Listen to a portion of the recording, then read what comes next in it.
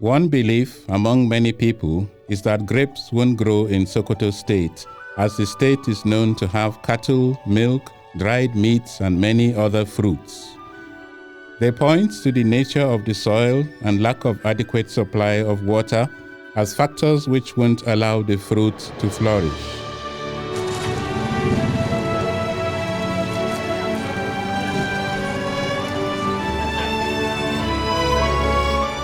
A visit to Sifawa in Bodinga local government of Sokoto State reveals an interesting development.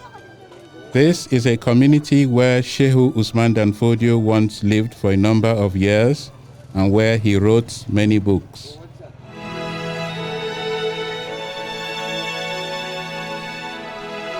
Samaila Sifawa has reversed established concepts by venturing into the cultivation of grapes, and he has been involved in this activity for some 5 years now.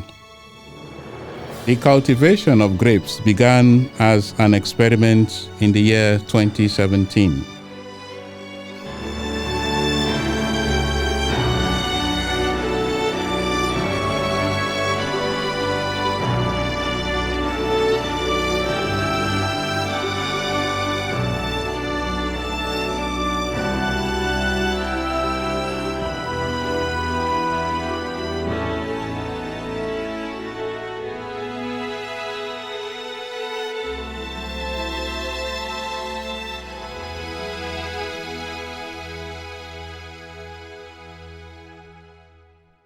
So this is my grape farms in Sifawa, Bodinga local government of Sokoto State. This farm was actually conceived and started in the year 2018. And as you can see, this is the fourth harvest. We harvested after we plant the seedling. It took about a year actually to grow. And after it grew, it took just like 4 months to yield. And it was yielded and we harvested it. Every year we harvest 3 times. So which means it's yield within the period of just 4 months.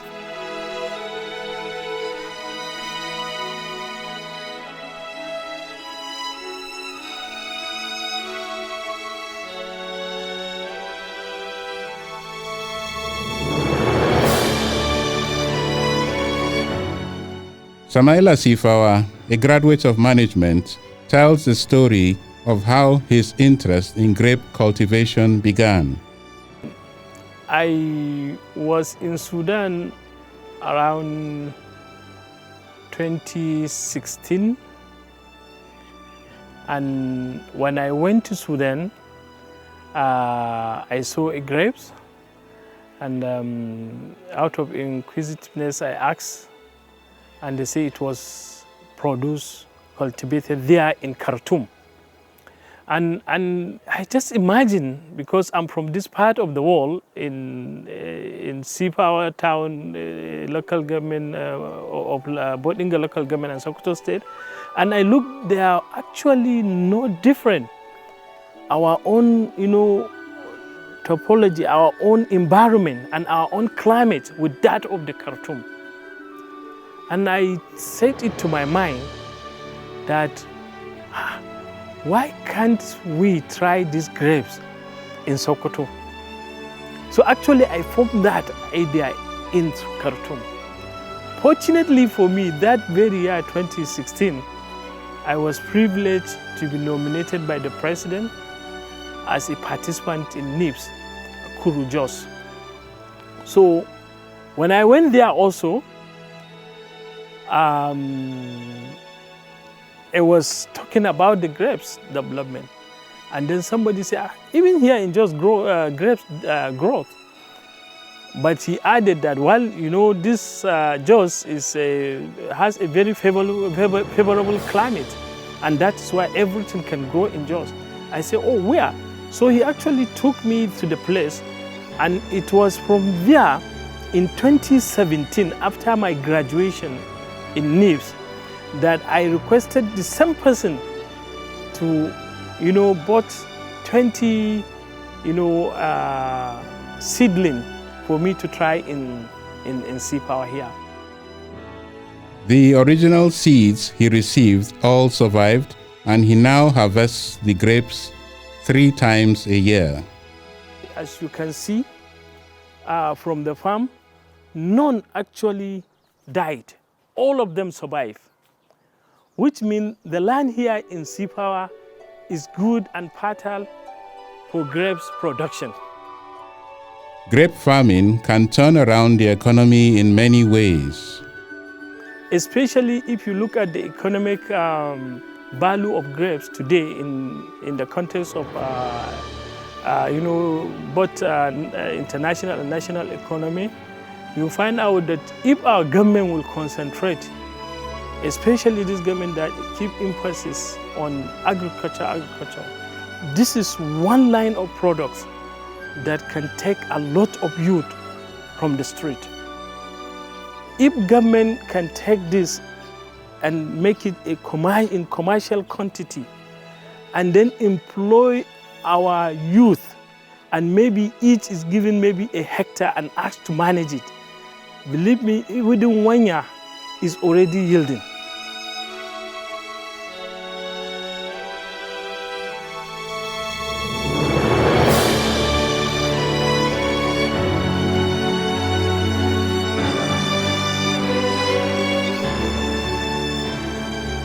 He comments on the initial steps he took in Sifawa before commencing grape farming.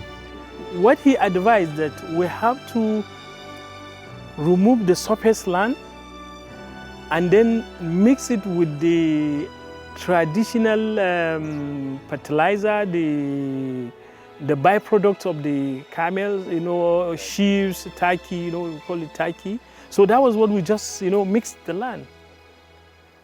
And after that, he just put them. And they started growing. But one thing he asked, that we must be watering them 3 times in a day. So because of that, I have to dig a borehole, just specifically for this. And as God will have it, today you have seen it, within 1 year, they grow to maturity. Within additional 6 months, they have already yielded and ready for cultivations. So in 1.5 years, we have cultivated more than 40 to 50 kilos of grapes in this farm you have seen. So this is the interesting story. But another thing that,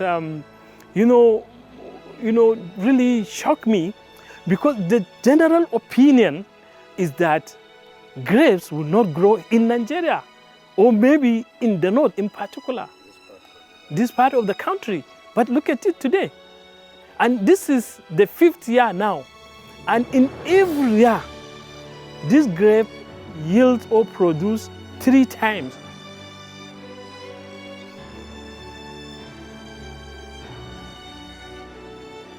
Sifawa has interesting plans for the future. I'm thinking of trying different varieties, given the chance, yes. Indeed, if I have the opportunity, as I have said, I will want to see if I can be able to try any types of grapes that is growable within in the world and do it, domesticate it here in Sifawa. He thinks that if governments can invest in grape production, this will be a life-transforming venture. It was an experiment. The essence of an experiment, if it works, then you start planning how to make it big or commercialize it.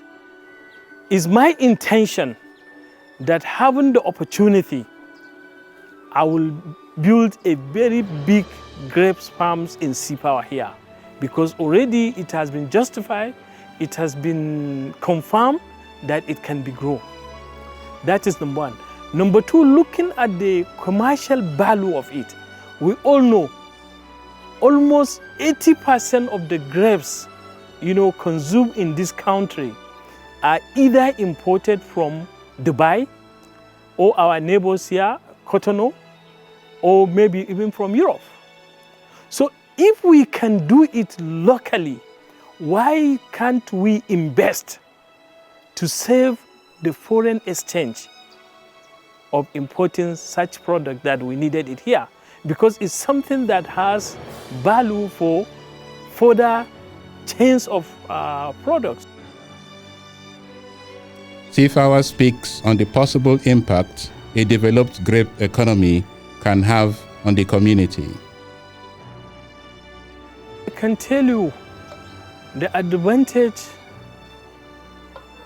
is beyond even, any economic imagination. Look at it this way. Believe you me, if one can invest 500 million on grape production in Sifawa, because now it has been confirmed it can be grown. 500 million. Don't forget, a typical Nigeria use 500 million to build just a house where he can just sleep for maybe 1 week in a year, because maybe he doesn't even stay there. So assume that money is invested on this.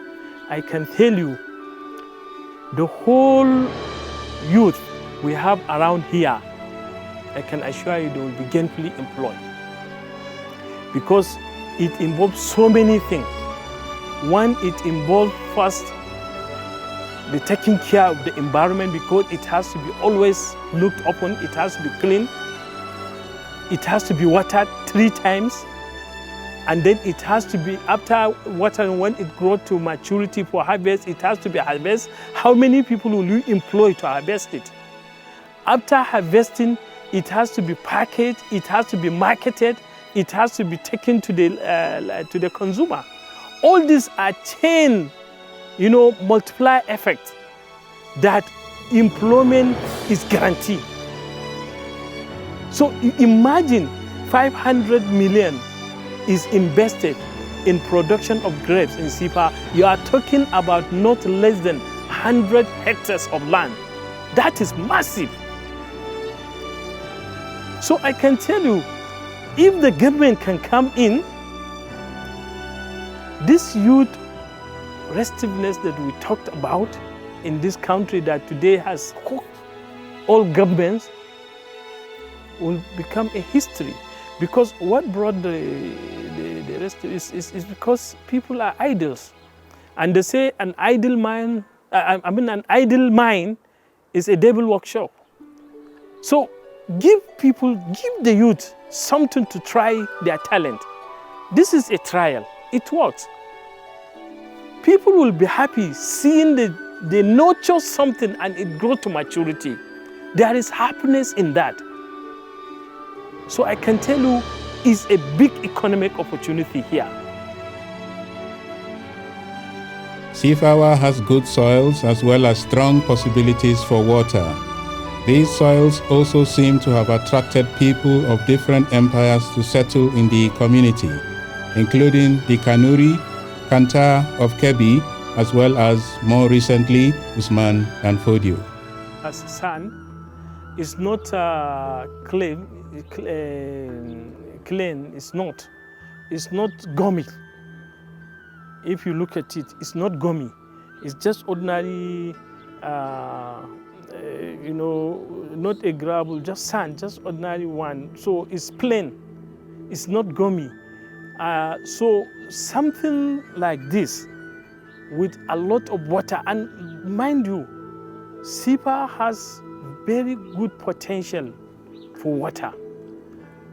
If you just dig 10 to 20 meters deep, you get water. That's one advantage we have. And that is even maybe one of the reasons why Sheikh Usman bin Fodio actually decided to stay here. Not only Sheikh Usman bin, so many dynasties you have heard from the history.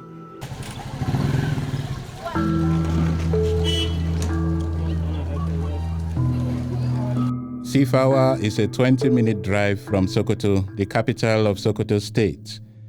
There are buildings and sites within the town that date back to the 19th century or even earlier.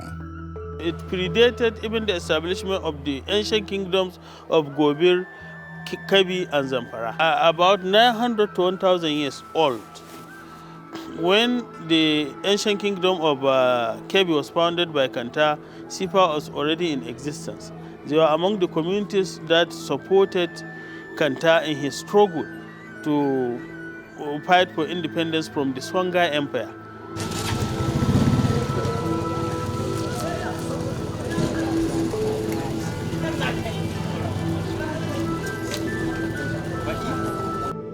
According to Atahiru Sifawa, a professor of history at the Sokoto State University, a major event in central Sudan made Usman Danfodio, the Islamic scholar who founded the Sokoto Caliphate, to immediately move to Sifawa.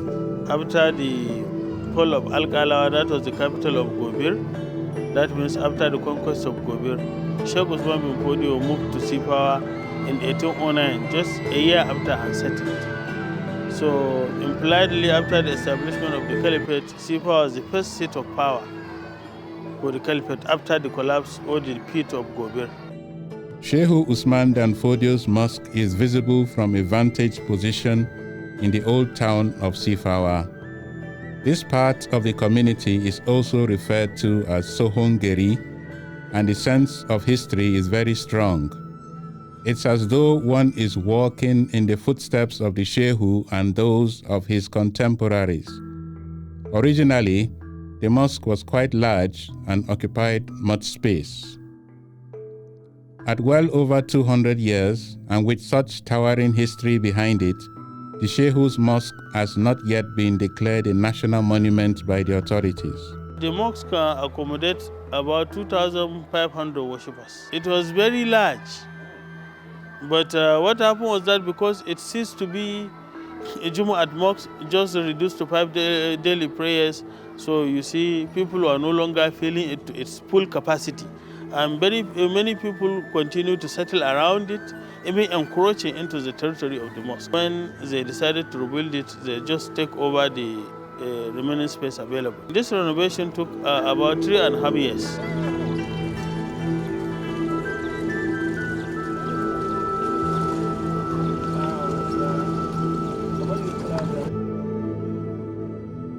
It is widely believed that the mosque and the house for the Shehu were built by a king from Zamfara.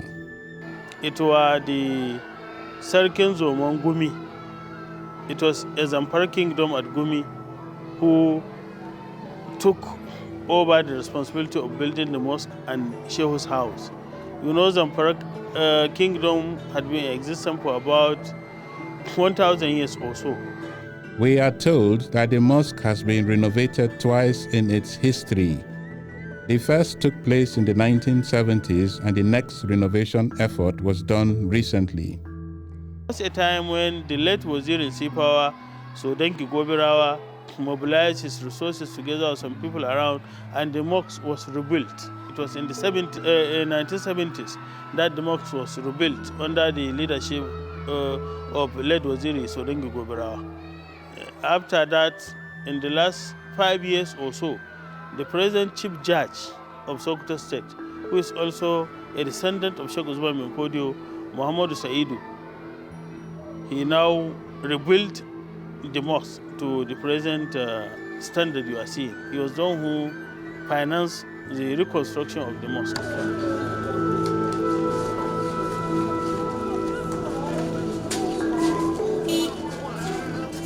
The district head of Sifawa adds that in the course of its history, the town has been influenced by different groups.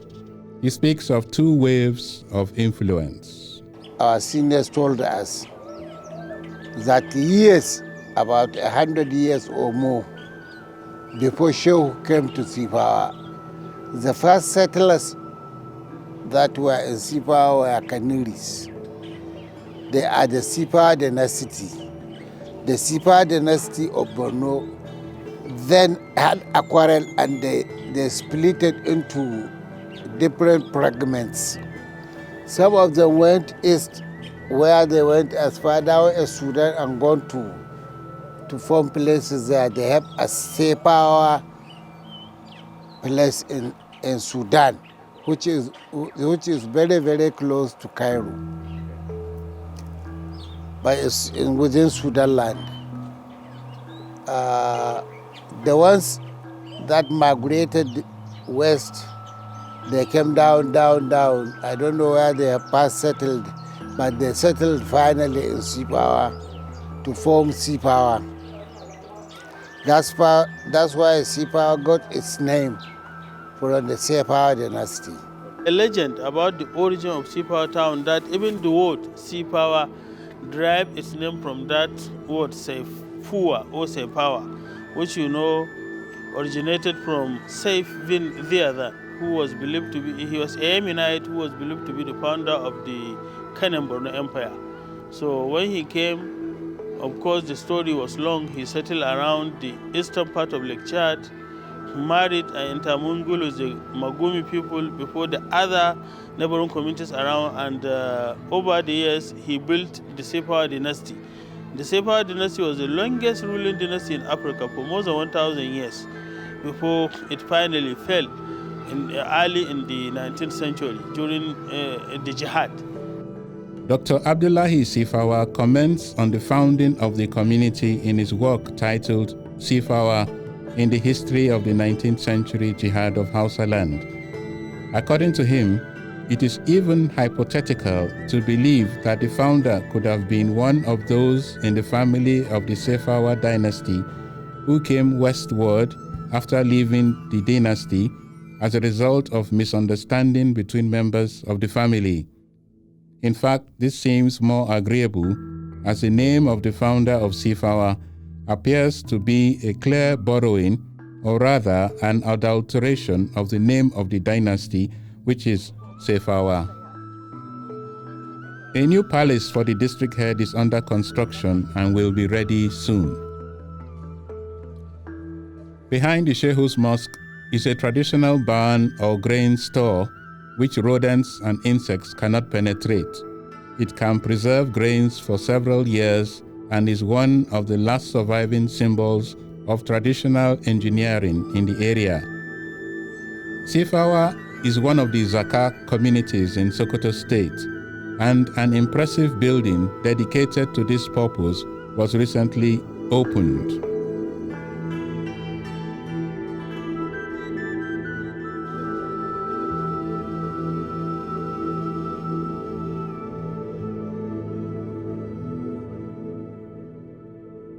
The history of Caliphate cannot be completed without Sifawa.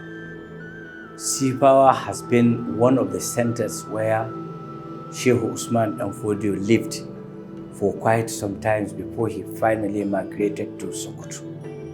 This is where the headquarters served as the headquarters during the 7 years he stayed at Sifawa to administer the success recorded both in the east, in the west, and in the northern part of Nigeria. Dr. Sifawa sheds light on the Sheikh's daily routine while living in Sifawa. According to him, the Sheikh teaches during weekdays, and on weekends, particularly Friday evenings, he preaches to the masses. As is the common teaching practice in West Africa, lessons were conducted both in the morning and evenings. Therefore, the Sheikh had the night and the period between the two sessions and some hours in the weekends for his writings. Atahiru Sifawa tells me that no archaeological work has been done in Sifawa. He adds that there is little historical knowledge on the importance of Sifawa in the Caliphate. People are not much aware about history. When Sokoto later emerged to be the seat of the Caliphate, many people just woke up to saw Sokoto as the seat of the Caliphate. So because of the low consciousness about history, some people do not bother to find out where the seat of the Caliphate was before the establishment of Sokoto. So over the years, many people were not even aware about Sifawa and its strategic importance in the history of the Caliphate. But some people are there. Usman Dan Fodio resided at Sifawa from 1809 to 1815. After the fall of Gobir in 1808, Sheikh Usman bin Fodio moved to Sifawa in 1809, and that was where he stayed for a good 6 years to superintend over the affairs of the caliphate. So from 1809 to 1815, Sifawa was the capital of the Sokoto Caliphate, was the seat of power. It was only in 1850 when Sheikh Usman bin Fodio moved from Sifawa to Sokoto. That was when the seat of power moved to Sokoto. But from 1809 to 1815, Sifawa was the capital of the caliphate, was the seat of power. Sifawa is a 1,000-year-old community. It was around 11th century, so it predated even the establishment of the ancient kingdoms of Gobir, Kabi, and Zamfara. 900 to 1,000 years old. When the ancient kingdom of Kabi was founded by Kanta, Sifawa was already in existence. They were among the communities that supported Kanta in his struggle to fight for independence from the Songhai Empire. It was Magaji Lawaya, one of the Magaji in the chronology of the district heads, that built the first city wall of Sifawa. It was 200 years older than the Kanta. Therefore, it was around 1280s or 90s or thereabout that the first city wall of Sifawa was built by Magaji Lawaya. So after the emergence of Kanta, then Sifawa became a district, and the title of the district headship was changed to Gudurega.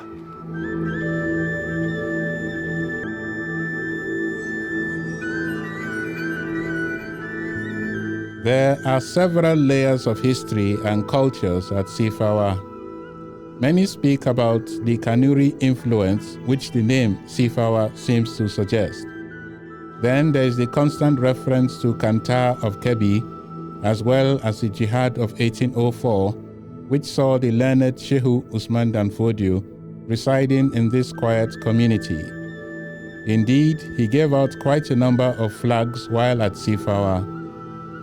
Atahiru Sifawa mentions that the first city walls of Sifawa were built in 1280. The Shehu Dan Fodio Mosque may also be a salute to Zamfara influence in the area, for it was built by Serikin Zomon Gumi in the 19th century. The good soils of Sifawa have not only played a role in attracting various great empires, they have also conduced for the surprising cultivation of grapes and other crops in the community.